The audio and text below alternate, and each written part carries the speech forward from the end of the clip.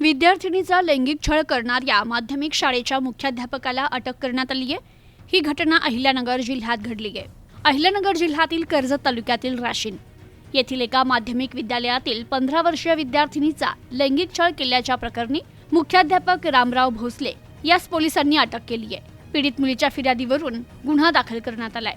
घटनेतील आरोपी भोसले याच्यावर बाल लैंगिक अत्याचार प्रतिबंधक कायद्यानुसार गुन्हा दाखल करत अटक करण्यात आली आहे। पोलिसांनी त्यास कर्जत न्यायालयासमोर हजर केले असता 2 दिवसांची पोलीस कोठडी देण्यात आली आहे। मिळालेल्या माहितीनुसार या मुख्याध्यापकाने संबंधित विद्यार्थिनीच्या वाढदिवसानिमित्त भेटवस्तू देत जवळीक साधण्याचा प्रयत्न केला।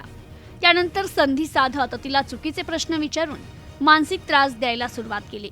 परीक्षेत गुण कमी का पडले, कळले ना तुला, अशा शब्दात बोलून तिचा छळ केला।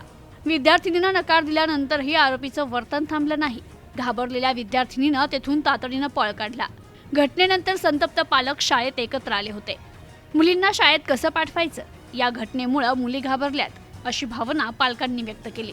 तर या घटनेची माहिती पोलिसांना मिळताच पोलिसांनी संबंधित ठिकाणी भेट देत ग्रामस्थांना विश्वासात घेऊन विचारपूस करत आरोपी मुख्याध्यापकाच्या मुसक्या आवळल्या।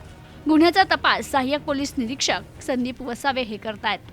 पोलीस निरीक्षक हनुमंत गायकवाड, सहाय्यक पोलीस निरीक्षक अण्णासाहेब चव्हाण यांनी ग्रामस्थांशी संवाद साधला। तक्रार असल्यास तात्काळ संपर्क साधावा असं आवाहन देखील पोलीस निरीक्षक गायकवाड यांनी केलंय। तर या गुन्ह्यातील आरोपीची पत्नी ही पोलीस पाटील आहे।